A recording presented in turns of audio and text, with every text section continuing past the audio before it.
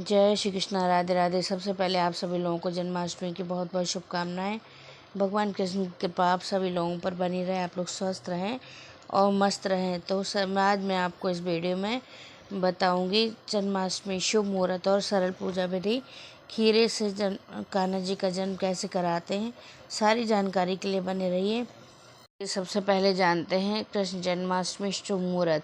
इस साल गृहस्थ व वैष्णव दोनों श्री कृष्ण जन्माष्टमी का व्रत एक ही दिन शनिवार को रखेंगे। पंचांग के अनुसार 15 अगस्त को रात 11:49 से अष्टमी तिथि आरंभ हो जाएगी। है 16 अगस्त के रात 9:34 बजे तक रहेगी। इस बार 16 अगस्त को सुबह 6:07 बजे से कृतिका नक्षत्र आरंभ होगा, जो 17 अगस्त रविवार को सुबह 4:48 तक रहेगा। इसके बाद रोहिणी नक्षत्र शुरू हो जाएगा। चंद्रोदय शनिवार की रात 11:32 बजे होगा। मठों मंदिरों व सही जगह पर 16 अगस्त को ही जयंती योग में श्री कृष्ण जन्माष्टमी उत्सव मनाया जाएगा। श्रीमद् भागवत को प्रमाण मानकर स्मार्त संप्रदाय को मानने वाले चंद्रोदय व्यापिनी अष्टमी में जन्माष्टमी मनाते हैं। वैष्णव समाज में उदय काल रोहिणी नक्षत्र को जन्माष्टमी का त्यौहार मनाने की परंपरा है, इसलिए इस बार गृहस्थ और वैष्णव दोनों ही जन्माष्टमी का व्रत 16 अगस्त को ही रखा जाएगा। इस बार जन्माष्टमी पर 6 संयोग बन रहे हैं। जन्माष्टमी पर अमृत सिद्धि और स्वार्थ सिद्धि अद्वैत योग के साथ ही वृद्धि, ध्रुव, श्रीवत्स, गजलक्ष्मी, द्वांश और बुधादित्य योग भी बन रहा है, जो बहुत शुभ माना जाता है। ये 6 संयोग इस पर्व को और भी खास बना रहे हैं। आइए जानते हैं जन्माष्टमी की संपूर्ण पूजा विधि। भगवान का जन्म कैसे कराते हैं। अगर आपके पास छोटे कान्हा जी हैं तो लड्डू गोपाल को सुबह से ही खीरे को, या रात से, जैसे भी आपके यहाँ होता हो, रात से ही चम्मच या सिक्के की मदद से खीरे को काट कर लड्डू गोपाल के उसके अंदर रख दीजिए। और अगर आपके बड़े कान्हा जी हैं जिन्हें खीरे में नहीं रख सकते, तो उन्हें किसी अनाज में या ड्राई फ्रूट में, या लाल, आपके पास कुछ भी नहीं है तो लाल चुनरी से उनको पूरा ढक दीजिए और कोई भी फिर उनको प्रतिक्रिया मत करिए, वो एकांत में ही रहने दीजिए।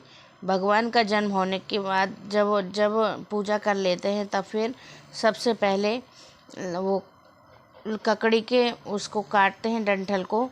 तो माना जाता है कि ये गर्भनाल है, जो यशोदा मैया के जन्म के समय कान्हा जी की काटी जाती है। गर्भनाल को काटने के बाद प्रभु का अभिषेक करें। लड्डू गोपाल का कच्चे दूध, दही, घी, शहद और गंगा जल से अभिषेक करने के बाद किसी साफ कपड़े से भगवान कृष्ण जी की मूर्ति को पोंछें और वस्त्र पहनाएं। अब प्रभु का आभूषणों से श्रृंगार करें। मोर पंख वाला मुकुट पहनाएं, हाथों में बांसुरी पकड़ाएं, कानों में किंडल, पैरों में पायल और गले में माला पहनाएं। इसके बाद प्रभु पर पीले रंग के पुष्प चढ़ाएं, पीला चंदन।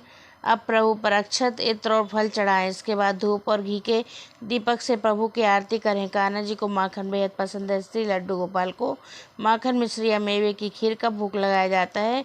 और 56 भोग का भी बहुत प्रचलन है। कान्हा जी को पंचामृत भी अति प्रिय है और आटे की पंजीरी का भी भोग मान्य किया जाता है। गुड़ के लड्डू भी बनाए जाते हैं और बाकी अपने अपने घर की प्रथा के अनुसार आप कान्हा जी को भोग लगाइए। उस पूजा के समय श्री कृष्ण गोविंद हरे मुरारे, हे नाथ नारायण वासुदेव मंत्र का जाप करते रहिए। और जब आपकी पूजा समाप्त हो जाए तो उसके बाद में आरती कीजिए, और आरती के बाद प्रसाद पहले सबको देने के बाद फिर खुद प्रसाद लेना चाहिए। ये जानते हैं कुछ संतान प्राप्ति के लिए उपाय। जिस तरह से बालक के मन को बहलाने और सुखद करने के लिए माँ पालनियों का प्रयोग करती है, ठीक उसी तरह आप भी लड्डू गोपाल के झूले की सजाकर उसमें बाल गोपाल को बैठाकर झूला झुलाएं। निसंतान दंपत्ति सच्चे हृदय से बाल गोपाल को झूला झुलाती हैं तो भगवान उनकी संतान से जुड़ी मनोकामना जल्दी पूरी करते हैं। दूसरे उपाय में आपको संतान गोपाल मंत्र का जाप करने से बहुत श्रेष्ठकर है। जन्माष्टमी के दिन भगवान की मूर्ति के सामने बैठकर पवित्र भाव से संतान गोपाल मंत्र का जाप करता है, उसे भगवान श्री कृष्ण संतान जरूर देते हैं। संतान प्राप्ति का सबसे अचूक उपाय होता है, जिसमें हम कान्हा जी को जन्म कराने के लिए जिस खीरे को रखते हैं, अगर दूसरे दिन निसंतान दंपति उस खीरे को भगवान श्री कृष्ण का नाम लेकर मंत्र जाप करने के बाद पूरी निष्ठा और श्रद्धा से खाते हैं, तो उन्हें भी संतान की प्राप्ति जरूर होती है। कृष्ण जन्म पर डंठल वाला खीरा ही क्यों काटा जाता है, ये जानते हैं।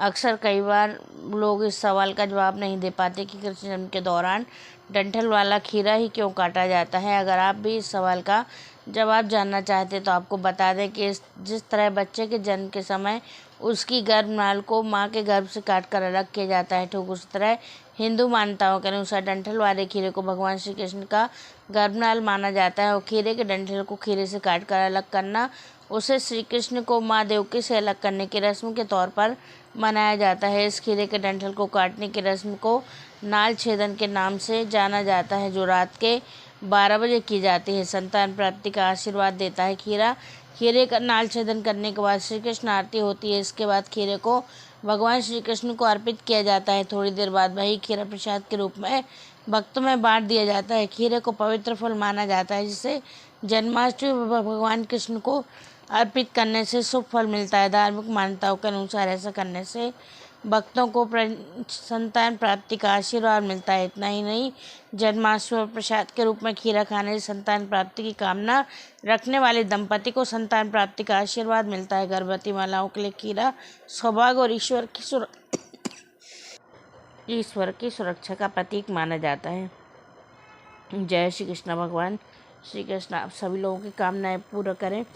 जिन निसंतान दंपतियों को संतान दे, धन दान की कमी ना रहे। जय श्री कृष्ण। राधे राधे। जन्माष्टमी की